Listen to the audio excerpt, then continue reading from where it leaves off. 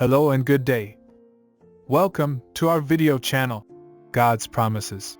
And today's video will be Acts chapter 10. Let's get started now. The book of Acts chapter 10 tells the story of Cornelius, a Roman centurion, and his encounter with the Apostle Peter, which led to the inclusion of the Gentiles into the early Christian church. This chapter is significant in the history of Christianity, as it marks the beginning of the spread of the gospel beyond the Jewish community. The story begins with Cornelius, a devout man who feared God and gave alms generously to the people.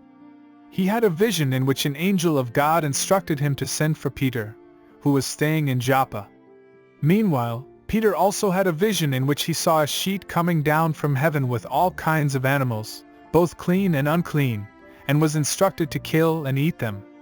Peter initially refused, citing the Jewish dietary laws, but the voice spoke to him saying, "What God has made clean, do not call common." As Cornelius' messengers approached Joppa, Peter was instructed by the Holy Spirit to go with them. When he arrived at Cornelius' house, he found a large gathering of people waiting for him. Cornelius recounted his vision to Peter and explained how he had been instructed to send for him. Peter then began to preach the gospel to Cornelius and his household, saying that God had shown him that he should not call any person common or unclean. As Peter was speaking, the Holy Spirit fell upon Cornelius and all those who were present with him, just as it had on the day of Pentecost in Acts chapter 2.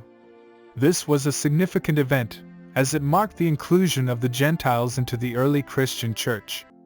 Peter then baptized Cornelius and his household, and they were added to the church. The teaching application of Acts chapter 10 is that God's plan of salvation is not limited to any particular group of people. The message of the gospel is for everyone, regardless of their ethnicity or social status.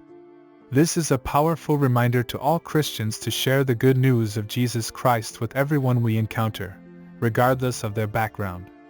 Another important teaching from this chapter is the role of the Holy Spirit in the lives of believers. The Holy Spirit is not limited by human boundaries or traditions, but is free to move and work as He pleases. We are called to be sensitive to the leading of the Holy Spirit and to be open to His guidance, even if it challenges our preconceived notions or beliefs. Finally, Acts chapter 10 also highlights the importance of obedience to God's call.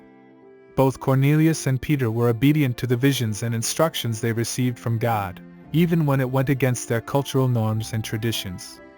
As Christians, we are called to be obedient to God's will for our lives, even when it requires us to step outside of our comfort zones or face opposition from others.